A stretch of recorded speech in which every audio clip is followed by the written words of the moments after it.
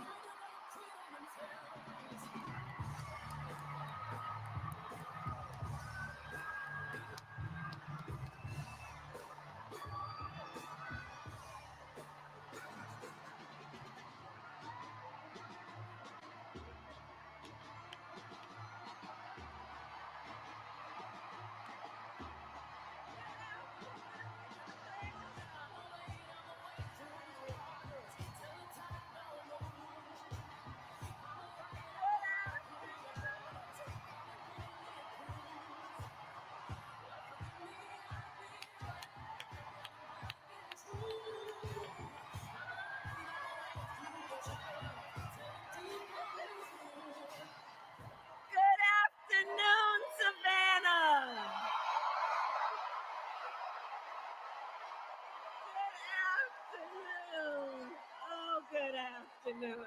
Oh, it's good to be back in Savannah. Good afternoon. Can we please hear for Caitlin and her incredible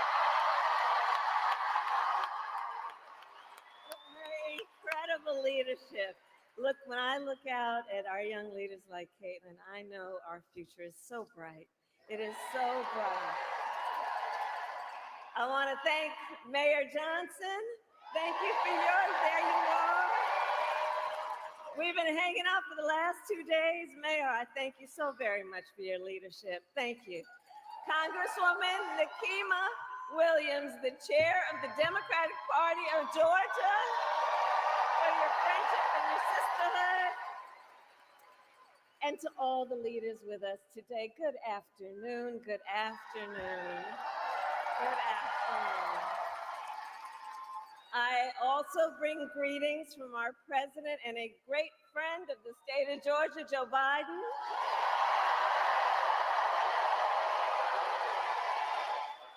And let us also send our love to the great president from the state of Georgia, Jimmy Carter.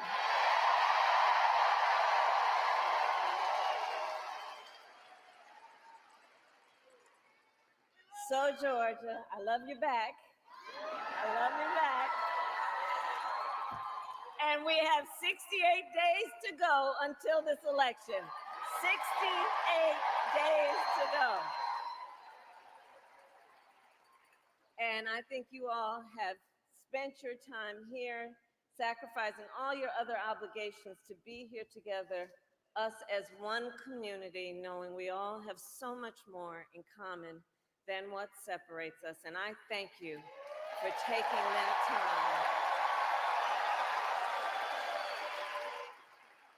And listen, so we're here to speak truth. And one of the things that we know, this is going to be a tight race until the very end. Okay? So let's not pay too much attention to the polls because we are running as the underdog. Okay? And we have some hard work ahead of us, but we like hard work. Hard work is good work. Hard work is good work. And with your help, we are going to win this November. We are going to win this November. Yes, we will.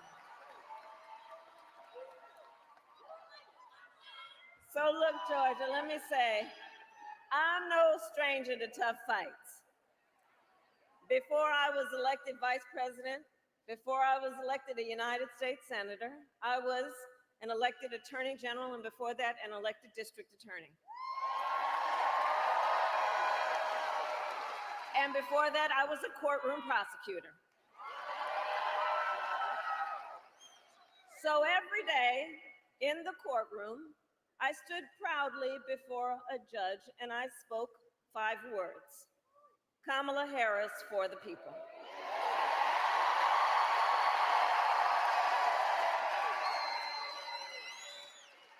My entire career, I've only had one client, the people. I stood for women and children against predators who abused them. I took on the big banks and delivered $20 billion for middle-class families who faced foreclosure. I fought against cartels who traffic in guns, drugs, and human beings. And I stood up for veterans and students being scammed by big for-profit colleges. For workers who were being cheated out of the wages they were due. And for seniors facing elder abuse. And I will tell you, those fights were not easy. And neither were the elections that put me in those offices. But we never gave up because the future is always worth fighting for. Always. And that is the fight we are in right now, a fight for America's future. We fight for a future with affordable childcare, paid leave, and affordable health care.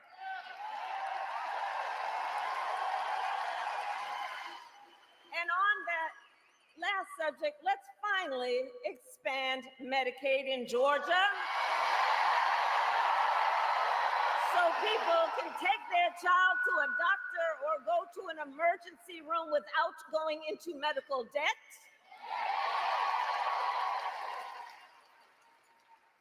We fight for a future where we build what I call an opportunity economy, so that every American has the opportunity to own a home, to start a business, and to build wealth and intergenerational wealth.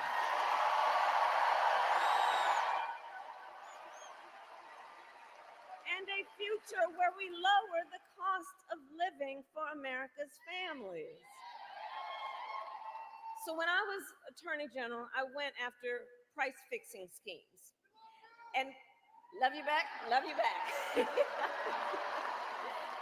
And I will tell you, when we get this done together, my friend, and when I am president, I will take on the bad actors who exploit a crisis to rip off consumers on everyday items. To rip off consumers on everyday items like groceries. I will take on Big Pharma and cap the cost of prescription drugs and insulin for all Americans. I will take on the high cost of housing and work with developers to cut the red tape and build millions of new homes. And I will give 100 million Americans a tax cut, including $6,000 to families during the first year of their child's life.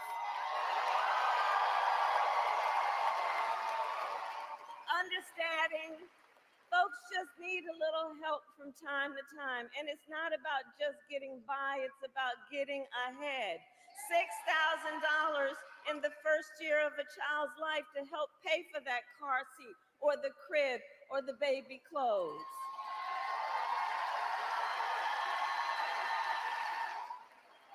And unlike Donald Trump, I will always put the middle class and working class families first. Always. I come from the middle class. I know what I'm talking about.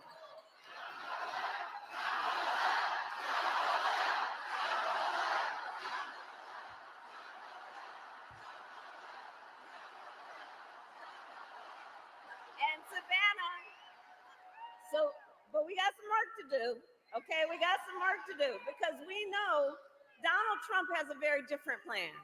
He has a very different plan. Just look at his Project 2025 agenda. Right. If he is elected, Donald Trump intends to give tax breaks to billionaires and big corporations. He intends to cut Social Security and Medicare. And he wants to impose what in effect is a national sales tax on everyday products and basic necessities. And it will cost, the economists will tell you, it will cost a typical American family nearly $4,000 a year. So Georgia, on top of all of this, if Donald Trump wins in November, he intends to end the Affordable Care Act, to take us back to a time when insurance companies, we're not going back. We're not going back. We are not, we're going forward. And the reason we know we can't go back, to your point, the reason we know we can't go back on the issue of the Affordable Care Act, remember what that was like before we had the Affordable Care Act? Remember when insurance companies had the power to deny people with pre-existing conditions? Remember what that was like? Children with asthma, breast cancer survivors, grandparents with diabetes. So yeah, we're not going back. We're not going back. And we will move forward. forward.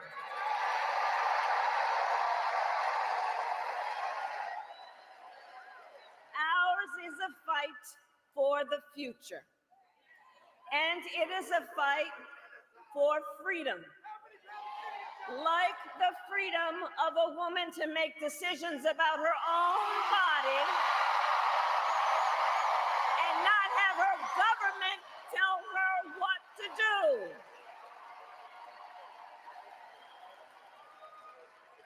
And understand how we got here. When he was president, Donald Trump handpicked 3 members of the United States Supreme Court with the intention that they would undo the protections of Roe v. Wade, and they did just as he intended.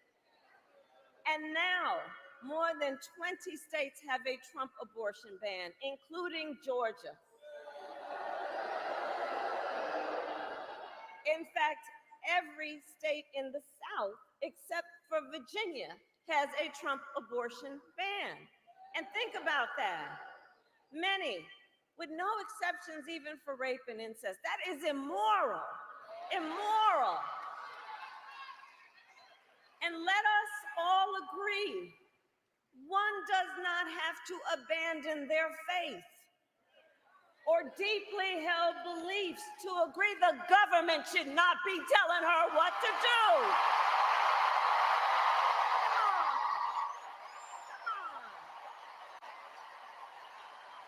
Come on.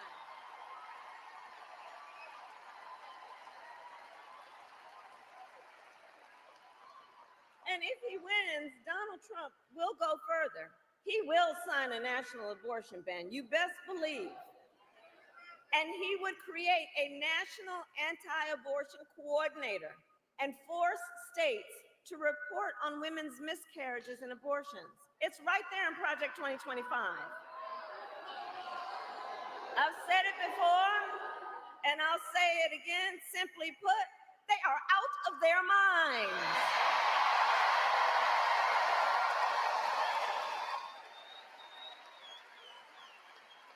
Why don't they trust women?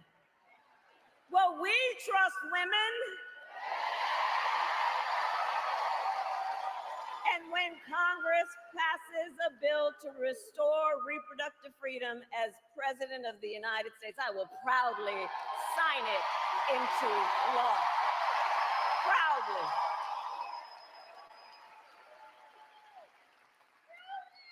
And across our nation, in addition to that, we are witnessing a full-on assault on other hard-fought, hard-won fundamental freedoms and rights.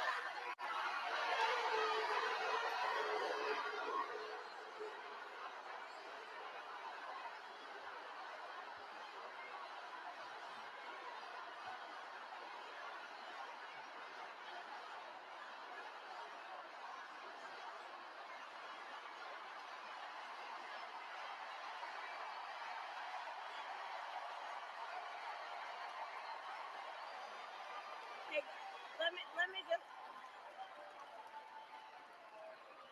let me just say something. Hold up for a second. Hold up for a second. Let me just say something. Let me just say something. We are fighting for a democracy. Everyone has a right and should have their voices heard. I am speaking now, but on the subject, I will say this, the president and I are working around the clock. We've got to get a hostage deal done and get a ceasefire done now.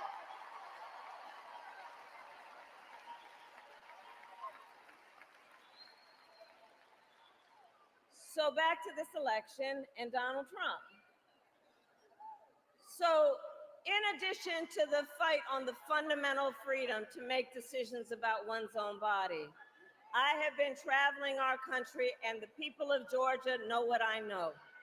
There is a full-on assault on hard-fought, hard-won freedoms and rights, including the freedom to vote, the freedom to be safe, from gun violence.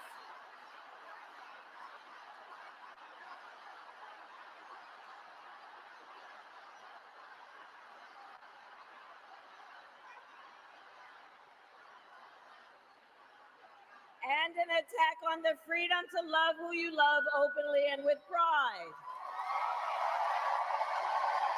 And we will fight against all of that, including the freedom to live free from the pollution that fuels the climate crisis. Here's the thing. Generations of Americans before us led the fight for freedom.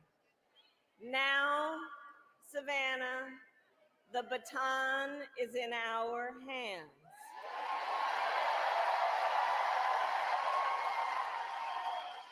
So we who believe in the sacred freedom to vote will finally pass the John Lewis Voting Rights Advancement Act and the Freedom to Vote Act. We who believe in the freedom to live safe from gun violence will finally pass universal background checks and red flag laws.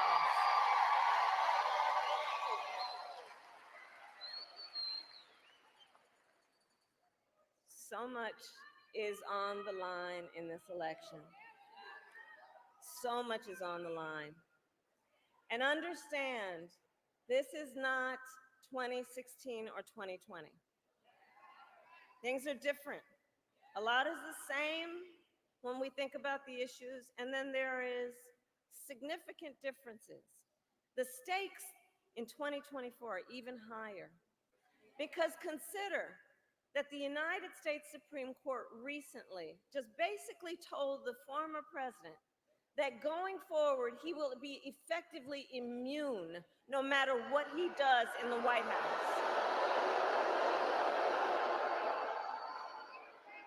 Now, just imagine, well, the courts are gonna take care of that. We're gonna get him out of, we're gonna elect ourselves and everybody here in November.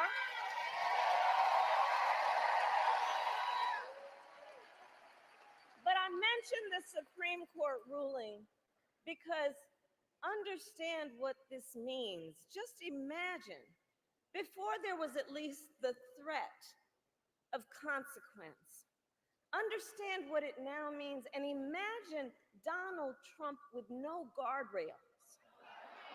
Imagine what that means when you consider he has openly vowed that if reelected on day one, he will be a dictator.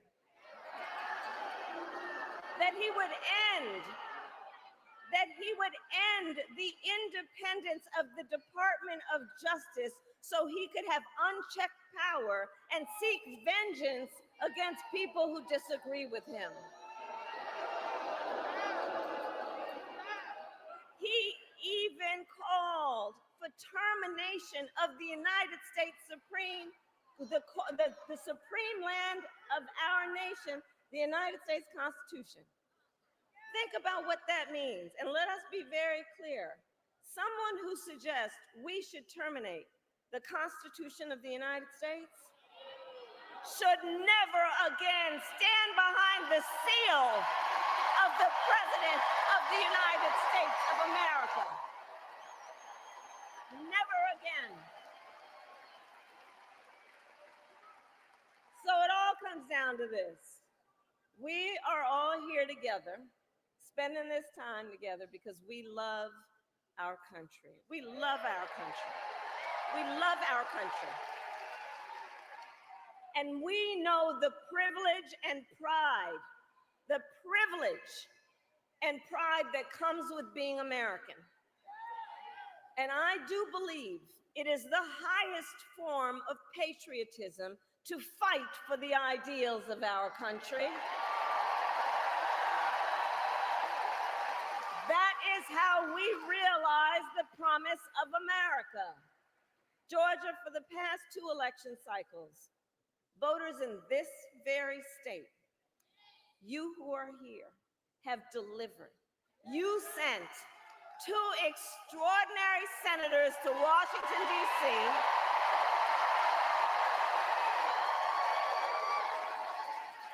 You sent President Biden and me to the White House.